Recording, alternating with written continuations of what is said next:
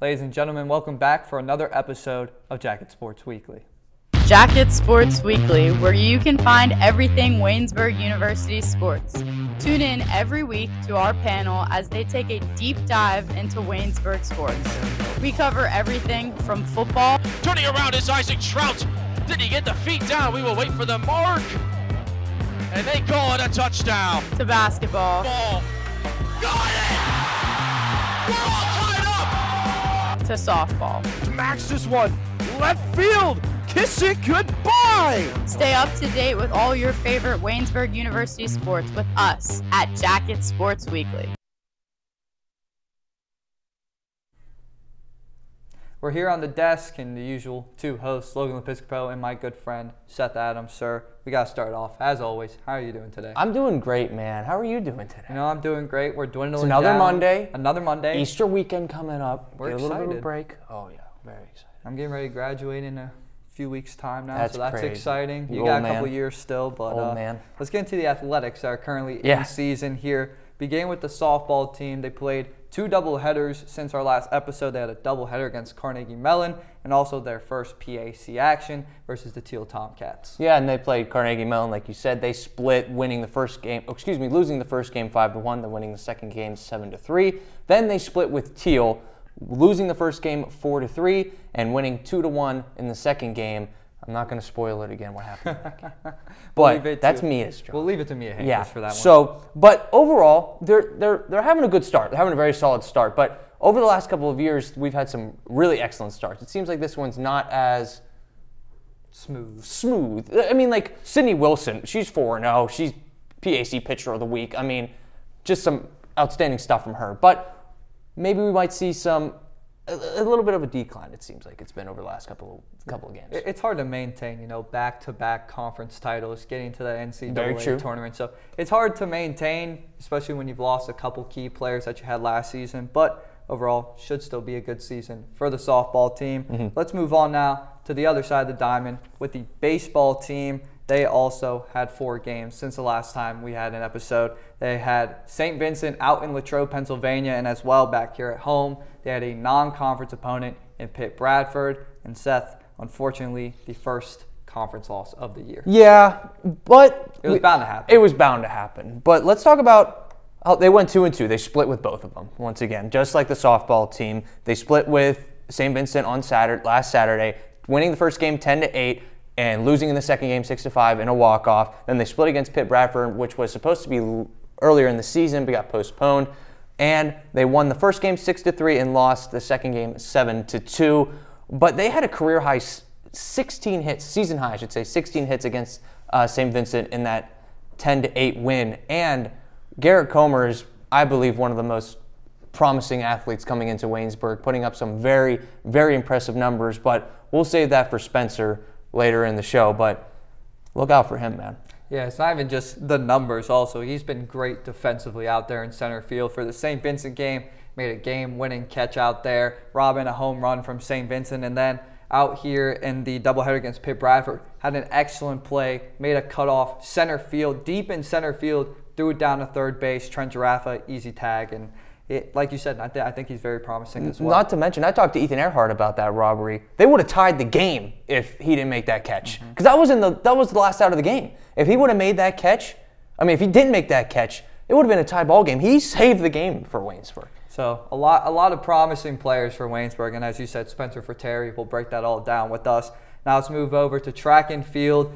They had a very cold meet. I was there, and I regret being there for my first ever track and field meet because it was unbearably cold. And I think I got a sense from a lot of the athletes I talked to as well. They were excited to be competing, but not happy with the conditions that they were competing. And it was like indoor season weather, but you were in that weather rather than looking at it from the inside. Yeah. But anything to highlight, Seth?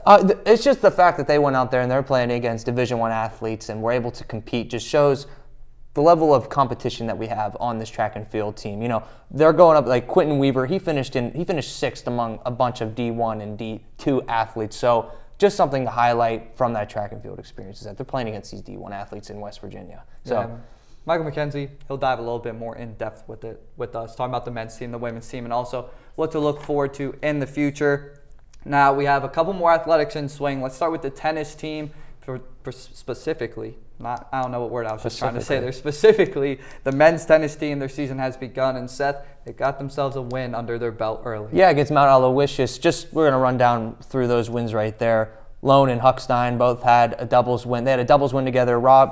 Keegan Robbie and Rojas had a doubles win. Hughes and Ramirez had a doubles win. And for singles, Lone had a singles win, winning 6-1 and 6-1 again, winning the match. Hughes had a singles win, winning 6-0 and 6-1 in a match. And Torcasto had a 6-0 win and 6-2 win, cementing the 6-3 overall win against Mount Aloysius. So just a solid put up and a great job by the men's tennis team. Yeah, it's always nice to get an early win under your belt. And as for the women's side of tennis, their season's predominantly in the fall, but they did compete as well at Mount Aloysius. They lost 7-2, but for their winners, Allie Bailey and Aubrey Burns, they won their double, and as well, Aubrey Burns took home her single match. So that's the highlights for the women's. And then lastly, just to wrap this whole thing up, for the women's lacrosse team, they were out at Wells College and lost 22-0. So a pretty big win there. But if you watched last episode, you know this Wells College team is pretty good. They're undefeated. They score about 17, 18 goals a game.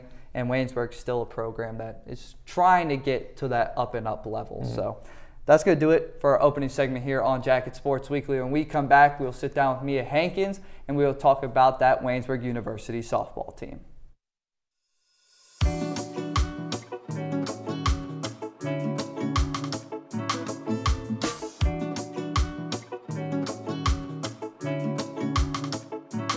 You're listening to WCYJ FM 99.5 The Hive, your home for everything Waynesburg.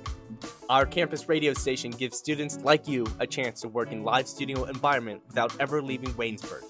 WCYJ FM has specialty shows, sports recaps, and updates, weather, and live coverage of your Yellow Jackets. Tune in at 99.5 The Hive or online at waynesburg.edu/listen. Welcome back in for our second segment here on Jacket Sports Weekly. And our first analyst to talk about the softball team here at Waynesburg is Mia Hankins. Mia, first of all, how are you doing today? I'm doing great. How are you guys? Phenomenal. Fantastic. Can't complain. Can't complain, you know? Excited for Easter? Yes. Very yes, excited. Me too. Excited. Yeah. Nice Get a break. from academics. Yes, absolutely. So let's talk about this softball team. They had two doubleheaders since we've been on. A doubleheader split with Carnegie Mellon and a doubleheader split against Teal. Let's first look at Carnegie Mellon, the 5-1 loss. I want to focus on the pitching side. Autumn Stemple came out after 3 innings of work, and Trinity Edge went into that game, pitched 4 innings, and she came out with a no-hitter in those 4 innings. Trinity Edge has done amazing for the Yellow Jackets. We've seen some ups and some downs with the Yellow Jackets recently. I feel like this year has been a little slower on the win side of things, which is not typical of what we see from this team. But I want to talk about Trinity Edge specifically and how her coming in as a relief for Autumn Stemple really, even though it didn't change the score of the game, it changed how the game could have ended up. Autumn Stemple, unfortunately, she let up 5 runs, which she has been doing well recently, so before this. So, I mean, every pitcher has their ups and downs. So it's okay that we see this from Autumn Stemple, but Trinity Edge came in and pitched 4 scoreless and hitless innings against Carnegie Mellon in their first game, which, like we said, is still a 5-1 loss. But that really changed the trajectory of the game, and I think the score could have gotten even worse if Trinity Edge didn't come in and step in how she did in this first game. So I think we're going to be seeing a lot more of Trinity Edge and maybe even other freshman pitchers such as Bryn Charneski in some upcoming games if they continue to show their improvement like this. And to go further on to that pitching standpoint, Sydney Wilson, man, 4-0 on the year, just labeled PAC Pitcher of the Week. Talk about what she's done for the team so far.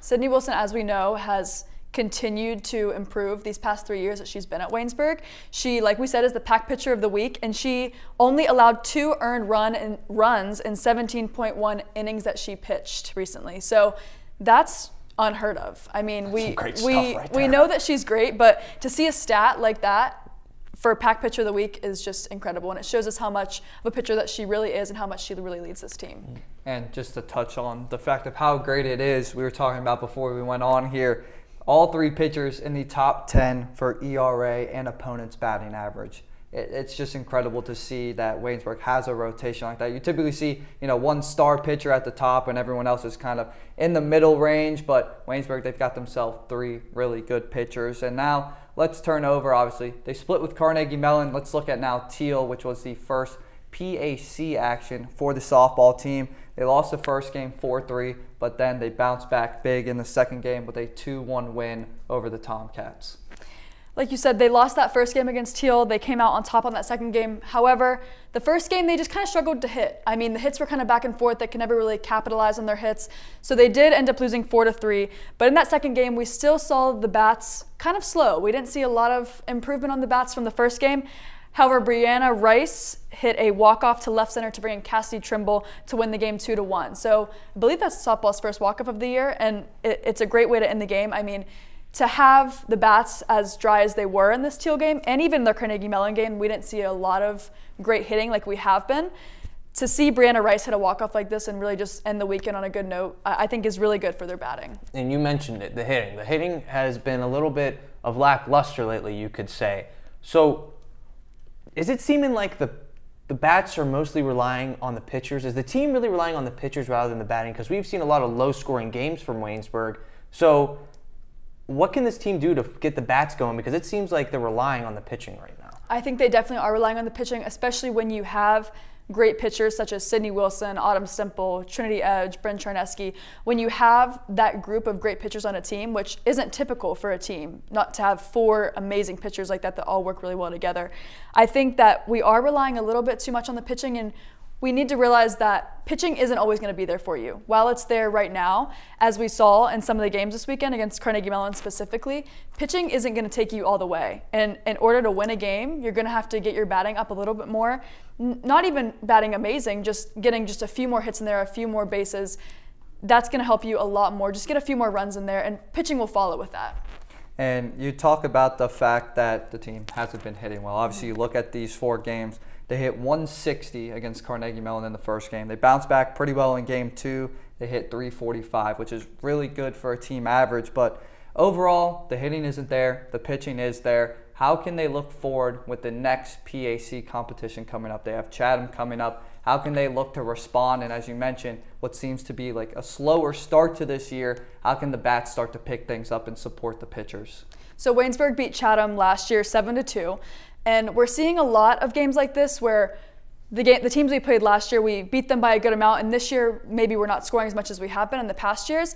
I think that what the team really needs to focus on against a team like Chatham is to continue to get the bats going. From what I've seen, Chatham isn't as strong pitching-wise as Waynesburg is. Obviously, a lot of teams aren't. So I think rather than focusing on this pitching that we have, we need to obviously use the pitching to help us, but just getting the bats going and really getting some good hits is really going to help us. And I think the team can do it. I feel like it's just a mental thing at this point, because since we are so focused on this pitching and all the stats surrounding pitching, I think we're just kind of forgetting that we need to hit the ball as well as we have been in past years. And you mentioned it. It's been a little bit of a slower start. We've talked about it a little bit throughout the couple of episodes. But what can this team do? Or let me say this. Do you still think that this team got what it takes to continue to go and have a chance for 3 rings like we have? We have the 2 rings on this one. Have a chance to have 3 rings.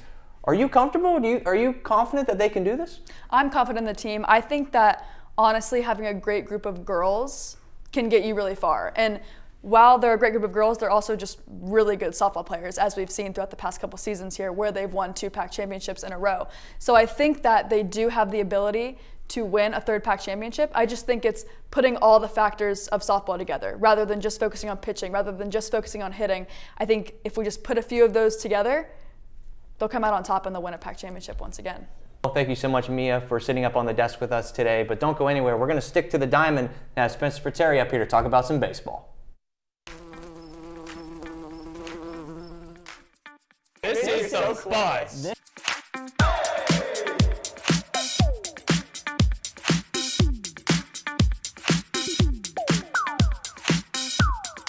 Cornucopia.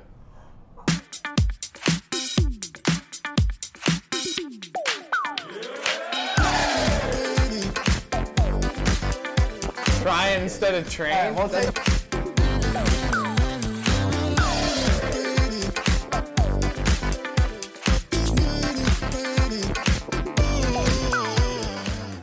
God, I love this show. Welcome back to Jacket Sports Weekly. We're going to stick with the Diamond, and today we have Spencer Viteri up on the panel with us to discuss men's baseball. Now, Spencer, lovely chair, shirt. But how are you doing today? I'm doing good. This is all going back to that first time when you guys decided to make a comment that I wore the same shirt. So I'm going to try for the rest of the time on JSW to keep it different as best as I can. If that means I have to go out and buy another shirt, then that's what it'll take. Well, regardless, let's talk about some baseball. So, played 4 games since we last been on. Just give us a little bit of your personal recap, personal opinions on how those 4 games went. Yeah, guys, this team looks good. We talked about it last week. We were on. It's a team that's slowly improving. You go and then you go against St. Vincent, and you split against St. Vincent. You win the first game by way of your freshman Garrett Comer all the way out in center field. I slowed it down. He did save this ball from going over the fence. It would have been a home run. It would have been a walk-off home run by way of the St. Vincent Bearcats, but it was the freshman Garrett Comer who somehow got it. I mean, I tried to slow this thing down as best I could, and he really did get his glove over the fence. You lose a tough one, 5-6. Really, the story of that one was the pitching for St. Vincent was just a lot better. And then you go play Pitt Bradford on Sunday, and they played well against them. You split against them, and that's not really a series you need to win both games. It's non-conference. And that's the good thing about baseball. You throw in non-conference games at the start, then you play some conference, but then you also get to work on your game with the non-conference games. So right now, over the past 4 games, you go 2-2. This is not a team that doesn't look that bad. They look like they're heading in the right direction. Yeah, and I want to take a step back to those St. Vincent games, specifically game number 1, as you alluded to, the 10-8 win.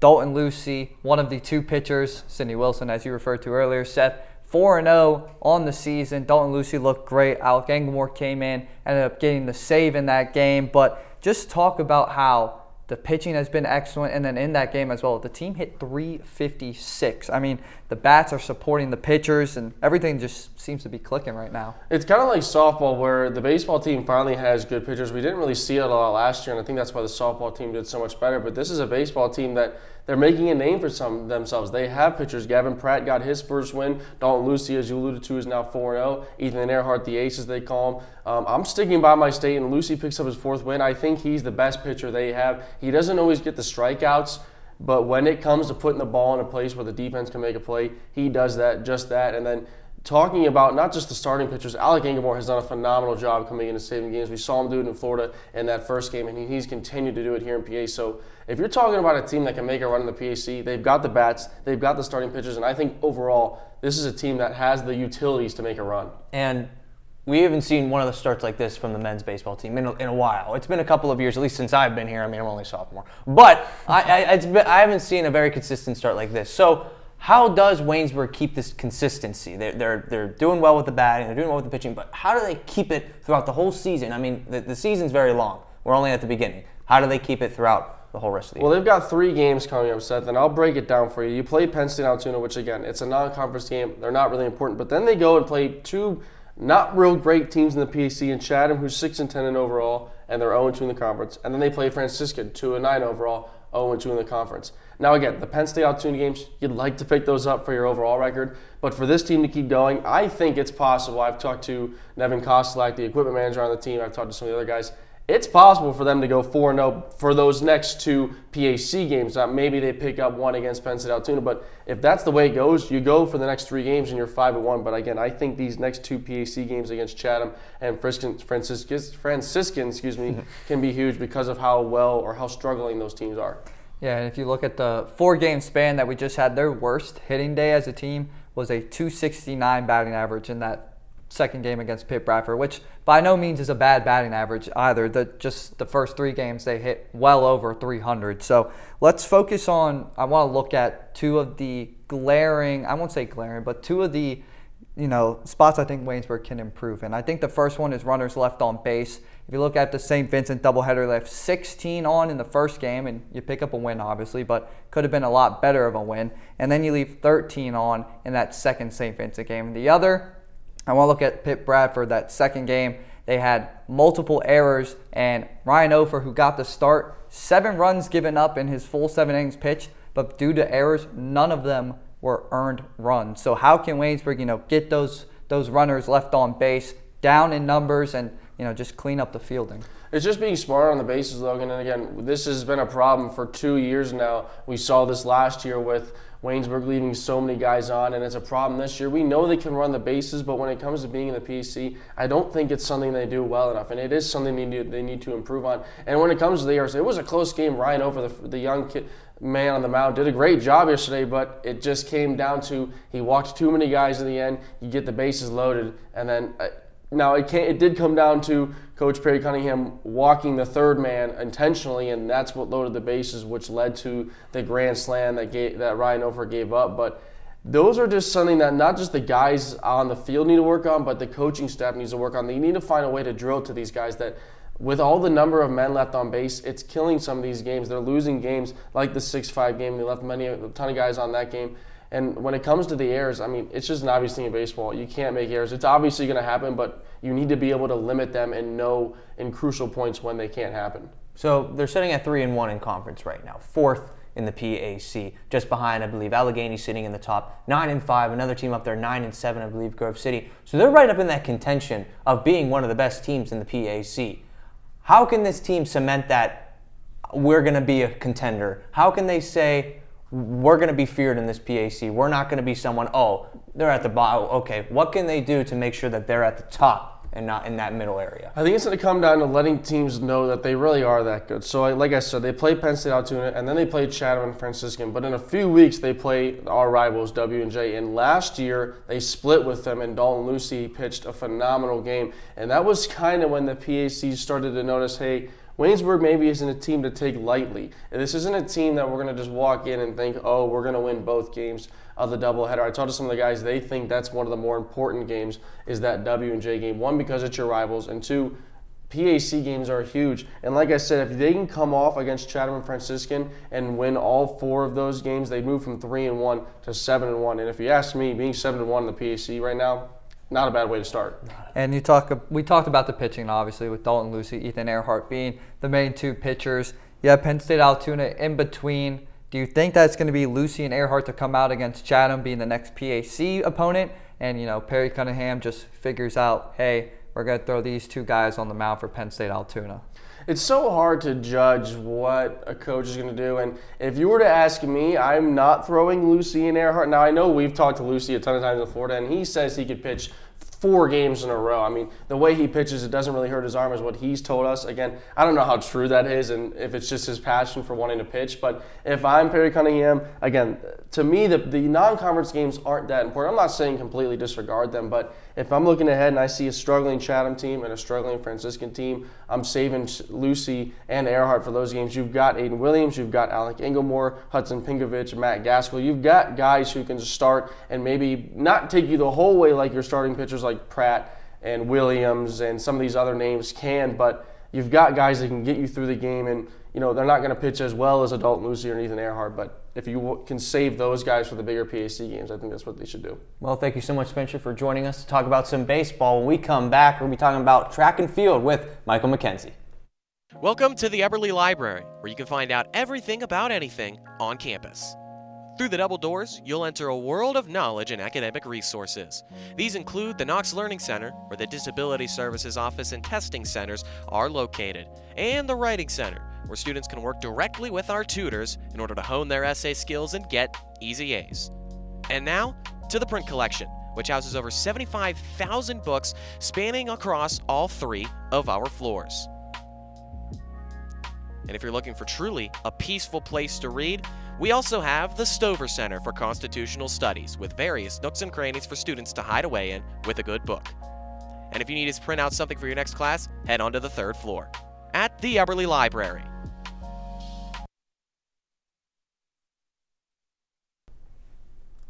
Welcome back to Jacket Sports Weekly. Today I have Michael McKenzie on the desk to discuss the Stan Romanowski meet that was on last Saturday. So Mike, first of all, how are you doing today? I'm doing great. It's a beautiful Monday. Getting ready for Easter weekend, and I don't think there's any other place I'd rather be on this Monday. I agree. I agree. So let's just have a little bit of a recap of the men's side of things for this meet.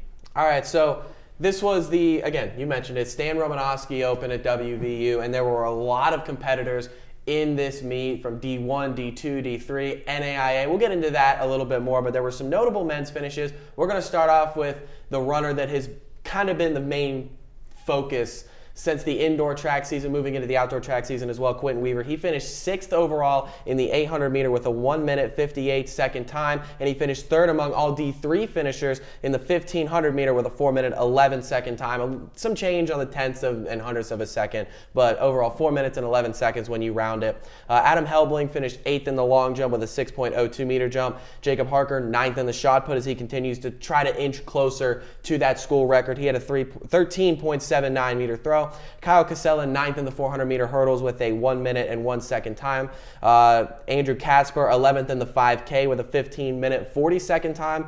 And Joshua Panizales finished 12th in the javelin throw with just under a 40-meter throw at 39.89 meters. And we'll talk more about the multiple factors that came into a lot of factors in this. You know, we saw last week a lot of placements, a lot of top 5, top 10 finishes, and this week not so many. But you mentioned the men's side. Now give us a quick rundown of the women's side, these standout athletes from this meet. We'll start off with Ella Rochelle from the 200 meter, finished top on the team with a 28.69 second time. Lily Ryer finished second in Heat 5 of the 800 meter run event with a 2-minute 42 second time. Carrie Yauke in the pole vault finished 12th with a 2.45 meter jump, and that event was actually moved inside. There were high speed winds, and it was considered a health issue or a safety issue, hazard, whatever you want to say. They had to move that event inside for Yauke. Just a little note there that was one of the only events that got moved inside. We'll get into the weather aspect of it. You alluded to it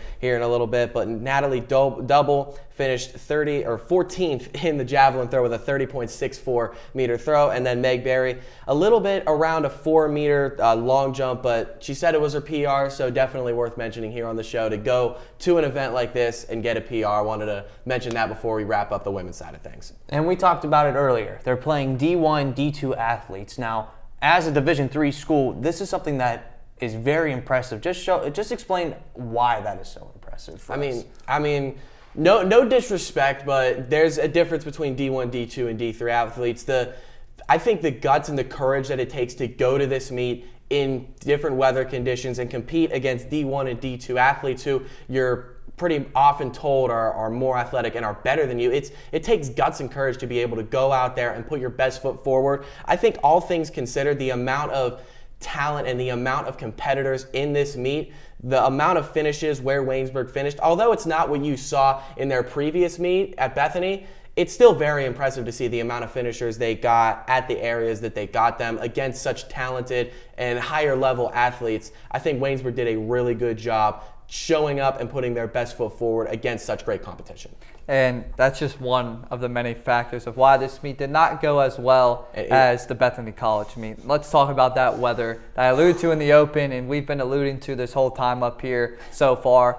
It was majority of the time below freezing. It was frigid out there. It was tough to compete in, and the winds you mentioned, you know, it's hard to do things, you know, shot put, javelin, things of that nature, throwing into the wind. So how big of a factor do you think that really was for the athletes? Well, I mean, like I said, they had to move the pole vault inside because of the high-speed winds, and it was considered a safety issue. I think that should kind of tell you the story of how bad the weather was. It's not as easy to run or throw or jump or do anything outside in not only close to freezing temperatures, but high-speed winds as well. There's risk of windburn and just frigid temperatures. It's not ideal to want to run, and it was almost, I want to say, conditions for an indoor meet, but they actually ran it outdoors, or they moved it outdoors almost, except for the pole vault. I mean, it's impressive that Waynesburg was able to compete and finish in this meet, not only because of the D1 and D2 athletes like Seth alluded to, but the weather, as you alluded to, just a lot of extenuating circumstances surrounding this event that makes it impressive that Waynesburg was able to get some of the finishes that they did and put their best foot forward in a meet with so many teams and so many athletes. So upcoming for the next meet, we have the Tim Weaver Invitational, which is coming up this week, an open meet for everyone. Anyone can participate in this. So, Mike, what can we expect from this meet coming up this Saturday? Well, so far there are 5 competitors for Waynesburg that have declared for the event. From the women's side, Meg Berry, Natalie Double, and Riley Baker have indicated their participation in this meet this upcoming Saturday. And then for the men, Tyreek Williams and Kai Herbert. Those are the two that have declared their intention for the meet. Now, the deadline is tomorrow. We're recording this on Monday, so the deadline, by the time this will be posted, it's today to declare that you want to be in the event for college competitors and for anyone. It's an open meet. Anyone can compete, whether you're a junior in high school or 50 years old and want to test to see if you think you still got it. A couple of Waynesburg coaches are going to test to see if they still got it. Coach Hardy, he's going to throw javelin. Coach Trax is going to do the long jump. So there's going to be a variety of ages and different competitors. It's going to be a fun, kind of laid back, relaxed meet over at West Liberty this coming Saturday in the Tim Weaver Invitational. Should be a fun time for anybody involved, so long as we don't get the weather conditions that they had this past Saturday. Yeah, as long as it's weather like today when we're recording, mid-60s, sunny outside. This is the weather you expect towards this point in March, not what we had this last Saturday. Yeah, exactly like you said. It was indoor weather for an outdoor meet. Yeah. And to kind of wrap things up here with the final question for you, not a lot of competitors, as you mentioned. Only 5 athletes, plus our 2 coaches, have declared to go to this West Liberty meet. Now, what could the athletes look forward to do in preparation for not going to West Liberty? Because they will not compete again until April 6th at Slippery Rock. So recovery, staying in shape, how can the athletes make sure that they have their right foot forward and going into the rest of the season? I wouldn't be surprised if Tuesday, Wednesday, Thursday, or even today, we're recording this on Monday, a bit of heavier practices, more focused on technique and doing a little more. Heading into Easter weekend, get a little bit of rest and recovery for those athletes that are not going to be competing at the Tim Weaver at West Liberty this Saturday. You get Friday, Saturday, Sunday, rest and recovery, just maybe do a little bit of running or jogging or something, or stretching just to stay in shape, but for the most part, rest and recovery for 3 days over the Easter weekend. Just try to get your body right for the next meet up at Slippery Rock after what I would consider in those weather conditions a pretty grueling meet at the Stan Romanowski. I mean, me personally, if you told me to run or throw or compete in any sort of track event in that weather, I don't know if I'd look at you the same, because I'd be very, I wouldn't be happy about that, to say the least. But grueling meet, you get some, you may get a little more excruciating practices this week just to get back into, or stay in the rhythm of things, not get too much rest and recover to the point where you're out of shape compared to where you want to be. But heading into the weekend, just make sure you're in a good spot to rest and recover and hang out with family and everything. Enjoy the Easter festivities this weekend. Well, Michael, thank you very much for joining us up here and talking about that grueling, cold meet that the track and field team. Hopefully, speaking from experience playing high school baseball, the cold games were always the absolute worst, the ones that I despise. So I've played games in those weather conditions, so I envy the athletes that like those conditions for any sort of sport. You were there. I was there, and I will tell you, I wasn't competing. I was just standing there watching, and I don't know if it was worse for me just standing there, not being able to run around or do anything. I don't know. But that might be worse. I don't know, though, for sure. Well, hopefully sunshine is upcoming. But again, Mike, thank you for coming up here, joining Seth and I. That's going to do it for this episode of Jacket Sports Weekly. And I know it's very sad to say, but we will not have an episode next Monday due to it being Easter Monday and us not being on campus. So tune in 2 weeks from now to catch up on your latest here in Waynesburg University athletics.